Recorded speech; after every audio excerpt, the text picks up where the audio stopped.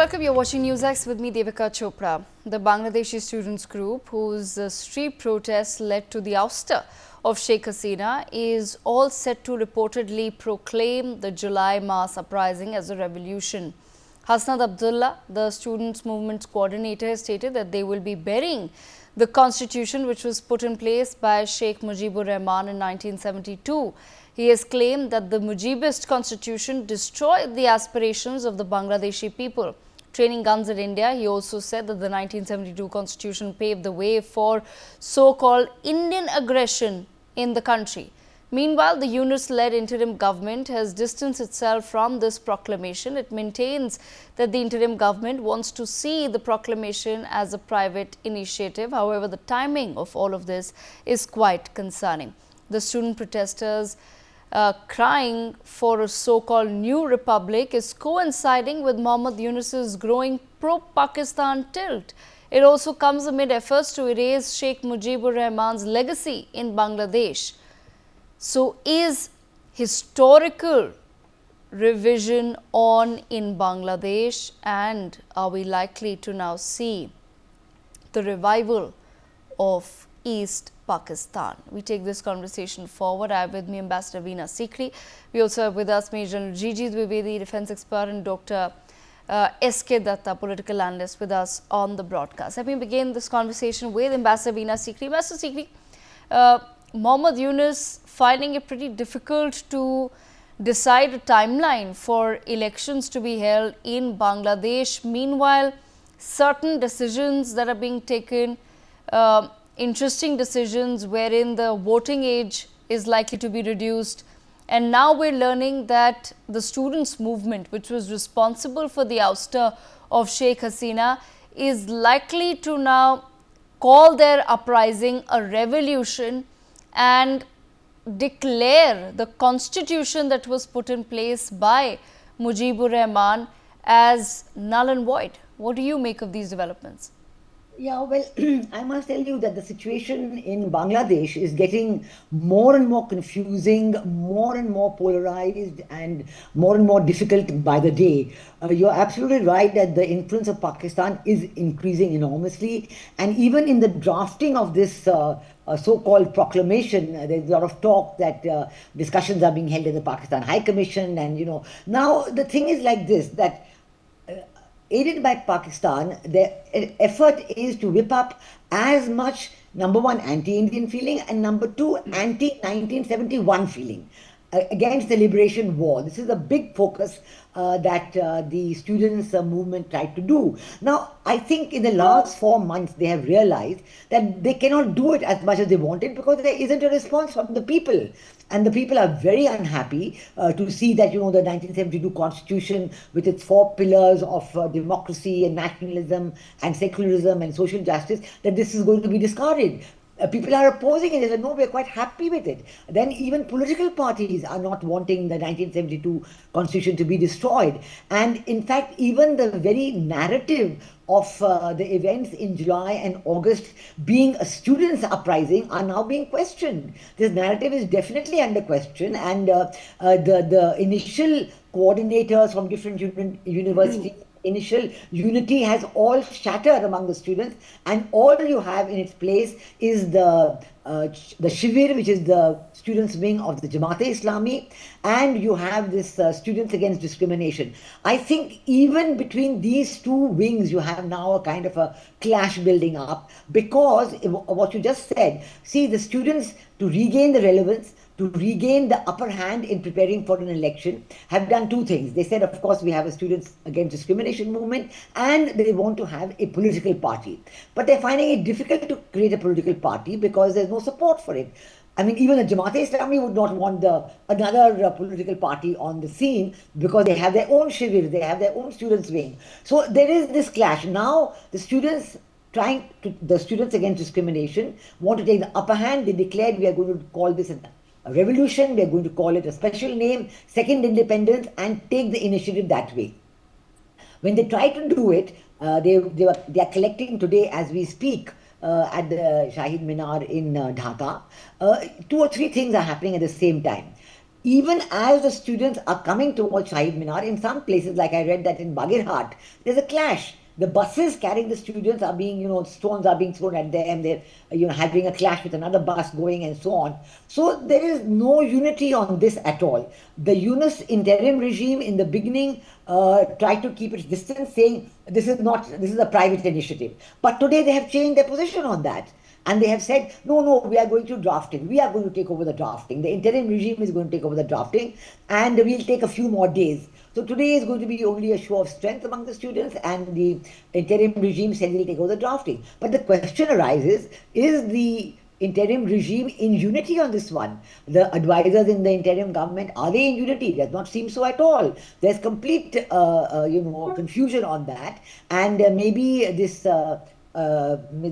declaration from Yunus's office made by his press secretary Shafiqul Alam, maybe he made it like more as giving in to the students and more as wanting to stay on the same side as the students, rather than taking it as a view of the interim regime, all the advisors put together. So I can say much more that with some confidence that there seems to be a building up of more and more confusion as they are approaching the elections. The example that they want the election age lower to 17 from 18. This is again an attempt to bring in more students into the voting. Again, an attempt to get the younger people on their side. But political parties like BNP have opposed this. They said, no, we don't want the voting age to go down to 17. So there is a complete disagreement building up, more and more disagreement building up as the promised dates of elections go near. And I think that this interim regime is just not going to be able to last, because they are not doing what they're supposed to do. They're not doing what they're supposed to do is call an election.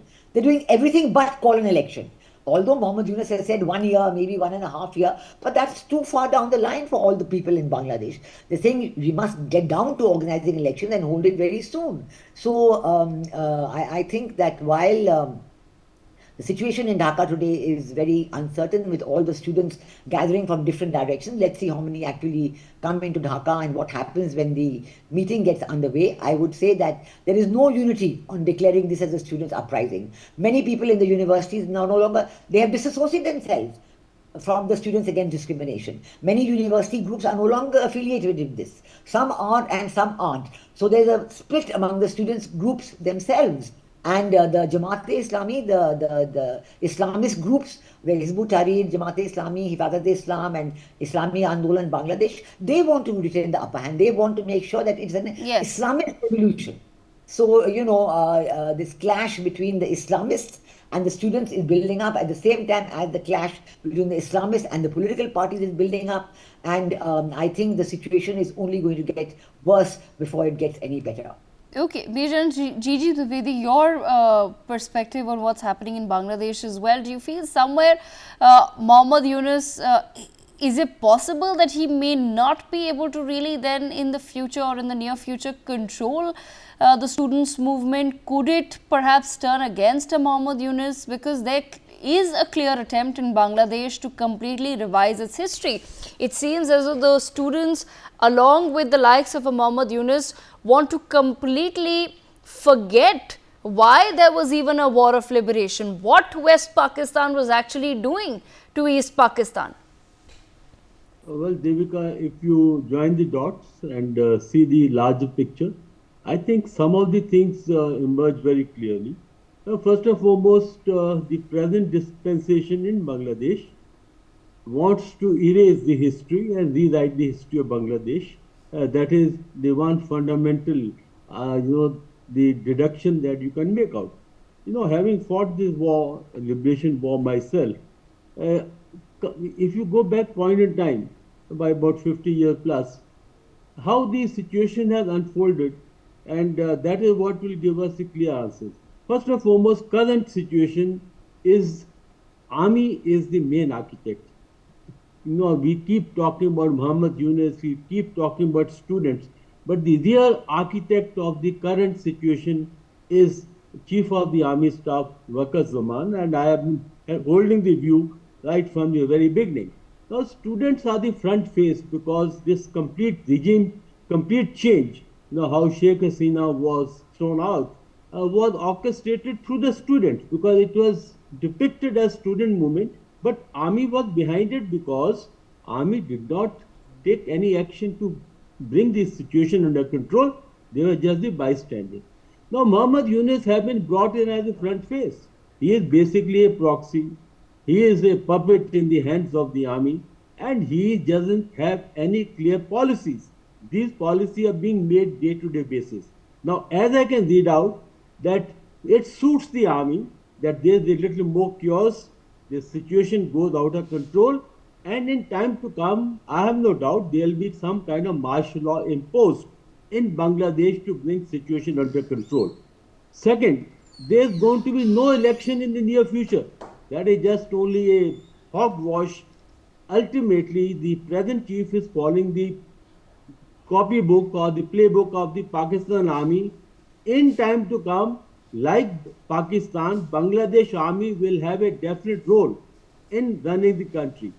The third point is students can never have a unity because students are very diverse group. They are not very deep thinking. They only play on the sentiments.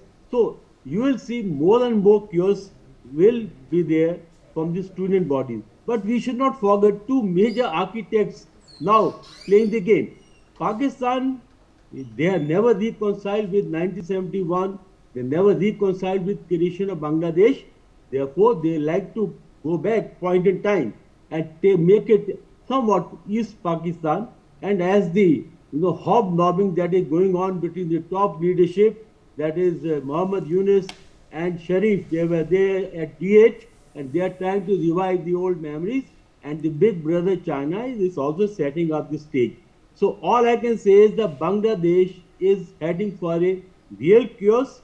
It is going to ensure that Bangladesh army comes in a big way, has a major role to play, and in this whole situation, anti-India is one kind of a, one common platform that brings the country together because whipping up the anti-India sentiments suits larger population of Bangladesh and making it a more and more Islamic country. So I can say that Bangladesh is going to head more towards radicalization. These forces like Jamaati, BNP will be the major players.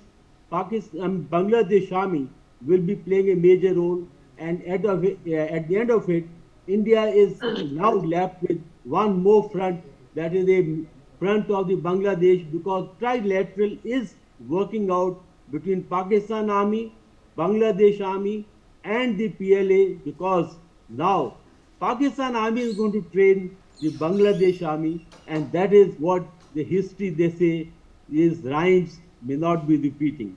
Devika. Right, absolutely. Let me bring in Dr. S.K. Datta into the conversation as well. Dr. S.K. Datta, in your perspective, what really is going on in Bangladesh then at this point in time? Why do you think the students' movement is trying to revive itself?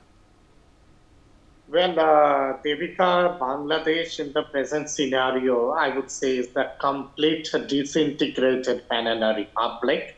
There are so many groups and subgroups. It is really very difficult to figure out as to who is in control of what. The student community in Bangladesh itself is disintegrated. It is divided. There are, very many subgroups in it, and all are at loggerheads with each other. On top of that, we should not forget that the Awami League still has a huge presence in Bangladesh, almost around 35 to 40% of the population. They support the Awami League. And we have been seeing a resurgence of the Chhatra League or the Chhatra League Parishad of the Awami League in different parts of Bangladesh. Every now and then we keep on seeing videos and slogans coming up in Dhaka International Airport, in Chattogram and in other places where there is a clear-cut kind of a warning that the Awami League and the Chhatra League will spring back and it will come back to power, and none of them will be spared, those who tried to ransack the country. So there is a kind of a political divide.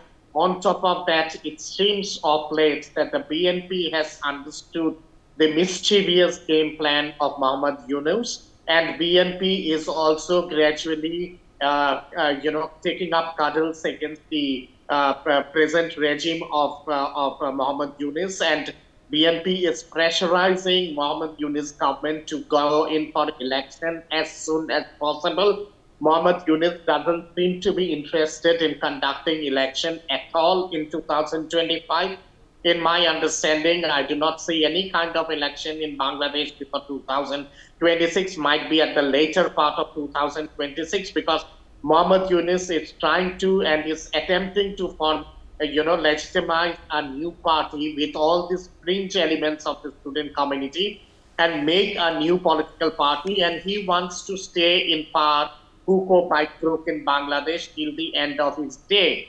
He is a stooge of the of the deep state of the United States of America. He's being funded by the ISI, by the Pakistan Army, and by the deep state. And there is a kind of a huge communal, farno which is taking place across the nook and corner of the Bangladesh. Jamaat is hell-bent upon in creating a Talibanized Bangladesh. They want to have a Taliban Sharia regime in Bangladesh. The minorities are being killed, they are being butchered, whether it's the Hindus, the Muslim, the Buddhist, or the Christian community or the tribal community. So there is a kind of a complete chaos. Today I was also reading and I was listening to a couple of media reports coming from Bangladesh, where there is a claim that one of the Punjab regiment of West Punjab of Pakistan has already landed up in the streets of Bangladesh, and they are patrolling several areas of the street of Dhaka, the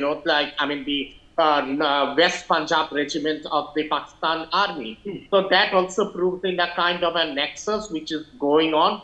And I understand that they have been talking about revelation. I think after the 20th of January, there will be another revelation. And in my understanding, in 2025, we might see a series of revelations coming up in Bangladesh. And it is the complete chaos. It's a civil war which is taking place in Bangladesh.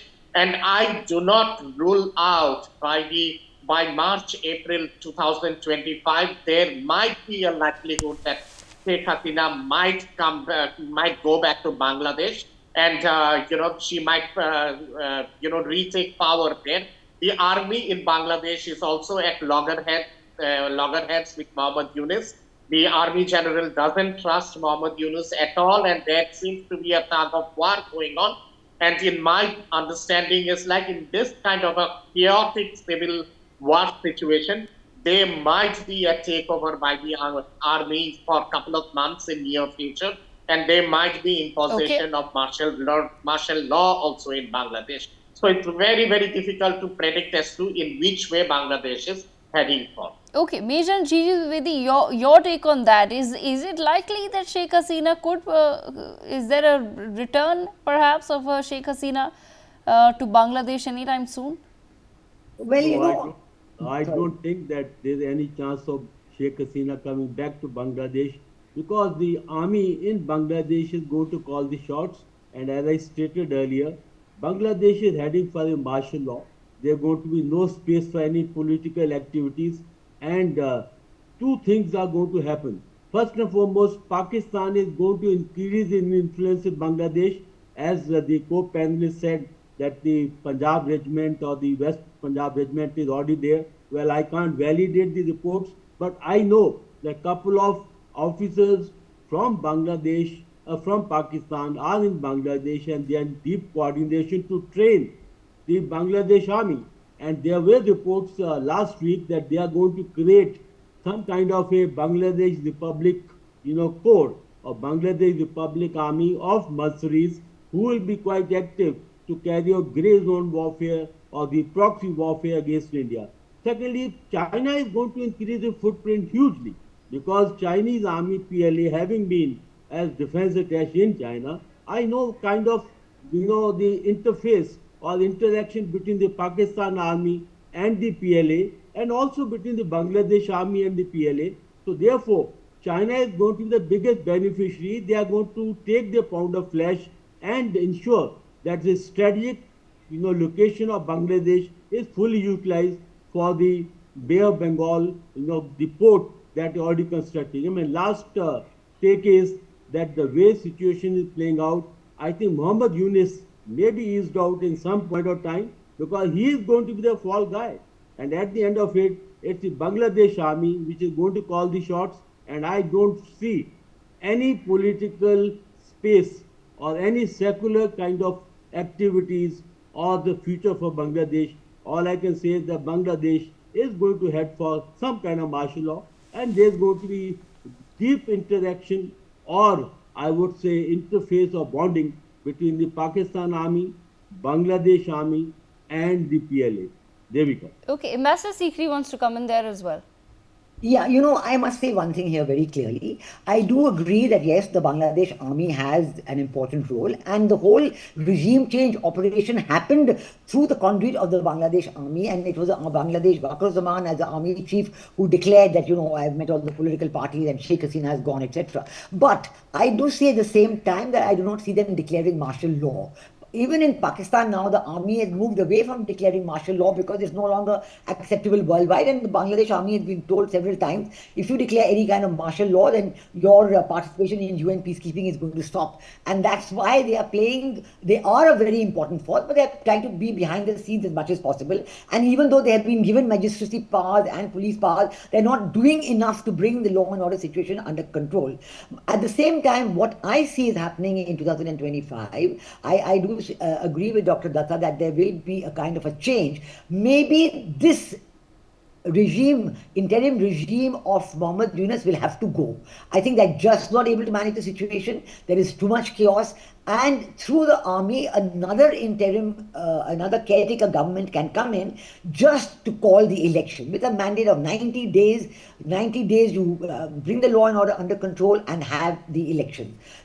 You see, the people, the more and more that this is happening, the people are saying it was better before under Sheikh Hasina. But will Sheikh Hasina come back? Or will her Awami League be allowed to revive? That's the first thing to happen. Today, any Awami League reviving, the person is either killed or maimed, or it's a terrible situation. So I do see that after January 20th, maybe when you'll have a different kind of support than the present regime, present deep state of the USA has been giving.